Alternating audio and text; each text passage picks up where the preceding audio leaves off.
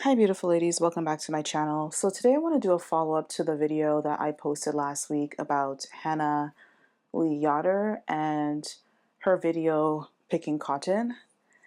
There seems to be a little back and forth, I noticed in the comments regarding cotton picking and how it's not a big deal, blah blah blah. And I did start off the video by saying that there is nothing wrong with picking cotton. Cotton is something that we all rely upon. It's a cash crop. The need for cotton will never go away.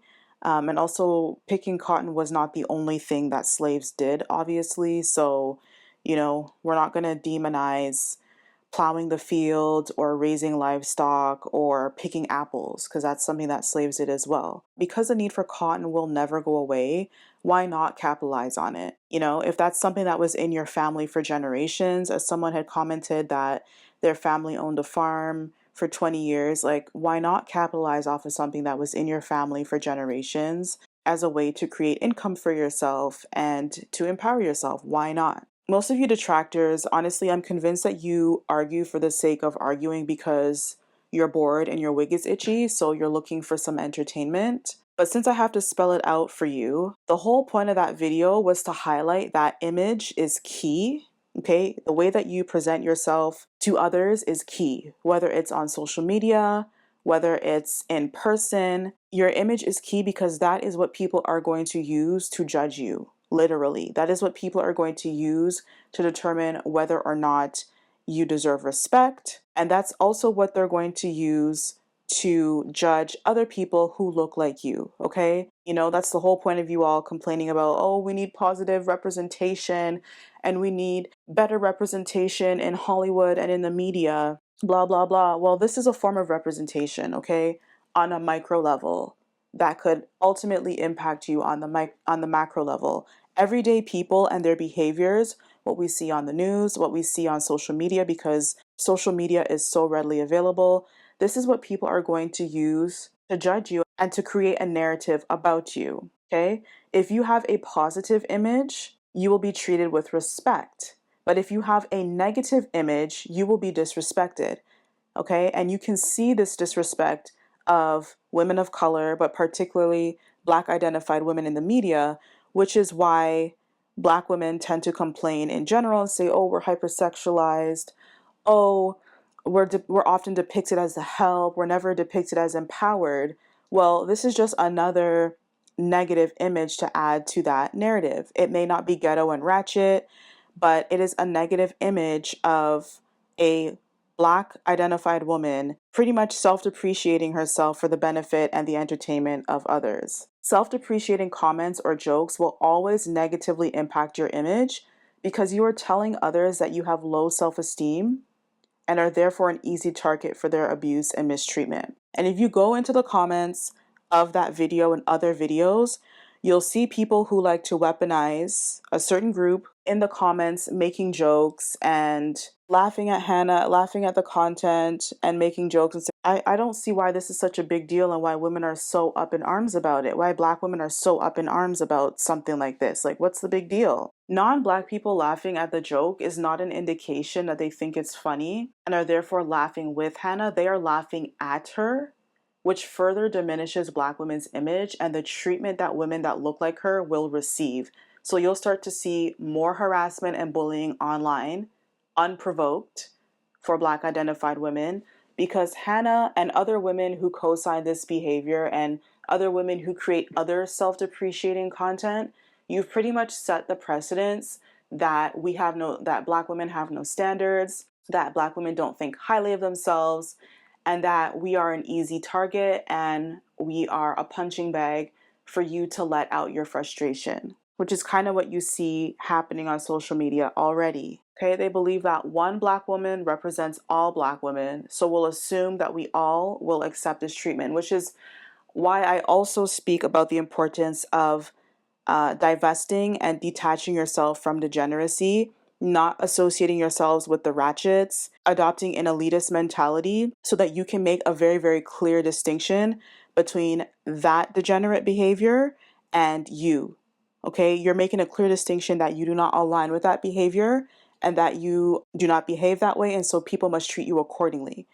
They cannot lump you together with Shanae and them and disrespect you and withhold good opportunities from you and push you out of high-end social circles because you do not identify with those girls. Okay, so the same thing applies here. We live in a capitalist society where one will put down the other to boost their image. This is a part of capitalism, making the competition look lesser than, while at the same time boosting your image so that you can get financial gain, social gain, whatever it may be. And part of this relies on negative representation of others so that you can keep looking better. You never see other races making self-depreciating jokes about themselves because they understand optics and also understand that once you show that you don't protect your image, you don't value it, people will take that as permission to disrespect you. You never see white people in elite circles identifying with trailer park behavior and downplaying that. They just simply don't engage with it, to the point that people never make that mistake or that distinction. You never see Asians, especially like Koreans and Japanese. They tend to be the more focused on identity politics, respectability politics, how others view you, and things like that. You never ever see them making jokes about their history. Okay, everyone has a dark past, everyone has a history that's painful, but it appears as if Black women are the only group of women who don't understand the importance of optics because they don't protect their image, obviously, but then they get mad at other women for gatekeeping their spaces and not allowing Black women to enter their spaces. If you are a woman with high self-esteem, healthy self-image, would you want to be in cahoots with someone who has low self-esteem, who doesn't gatekeep their image and their space, who just presents themselves anyhow? No, because you know that when you're associated with that, you're going to be guilty by association. People are going to assume that you are just like that and that you will accept that treatment. And this is why I say that Black women should detach from women who make content like this and only engage with creators who represent Black women, exoticals, whoever, whatever your admixture is, in a positive way. And if you can, and if you feel so inclined, create content that empowers Black identified women in a positive way. Okay? Every other race of women does it. It's high time that more Black identified women get with the program and do the same thing. And when you do this, when you invest in representing yourself positively and only supporting those who represent you positively, you're going to see a sizable return on that investment. You're going to start to notice that you're going to have easier access to more elite spaces because you look like you belong. There's a clear distinction between you and degeneracy. People will no longer assume like, oh, you're a young Black woman, you must be a baby mom. Oh, you are a young Black woman, you must not be skilled in corporate or in business. People are no longer going to make that mistake because there is increasing clear distinction in the media, in social media, in everyday life that you do not co-sign certain behavior. Okay? Essentially, you show people how they ought to treat you. And a part of this is understanding the importance of dangerous and toxic imagery like this and detaching yourself from it. Okay, you can't complain about being treated poorly by other races and negative representation when you don't see a problem with this. And you will continue to be seen as the underclass if you don't detach from and resist narratives like this and other forms of self-depreciation. This is why I tell Black women to detach from women who make harmful content like this. You don't need to bully her and go in her comments and call her name, but just simply don't engage with her content so that it doesn't get as wide of reach as she was hoping for. Hannah is human. People make mistakes. I'd like to say that she likely did not know better. Maybe she did. I don't know. I'll give her the benefit of the doubt. In general, her content, I find it to be a positive representation of Black women. It provides Black women with an alternate lifestyle. Just because she lives and works on a farm doesn't mean that she's doing all the back-breaking work. Okay, a lot of farming practices is industrialized or at the very least run as a business. And so they use measures to boost productivity and make work easier. And oftentimes it's men who are doing the labor. A lot of farmers tend to be traditional anyway. So the woman, she's just in the house doing other things and not doing the heavy labor. So It provides an alternate lifestyle for Black women to adopt. As I said in my previous video, if you were listening, I said that not everyone wants to be a boss babe or a corporate baddie or a city girl. Some Black women are trying to reinvent their lives, and this is an alternative.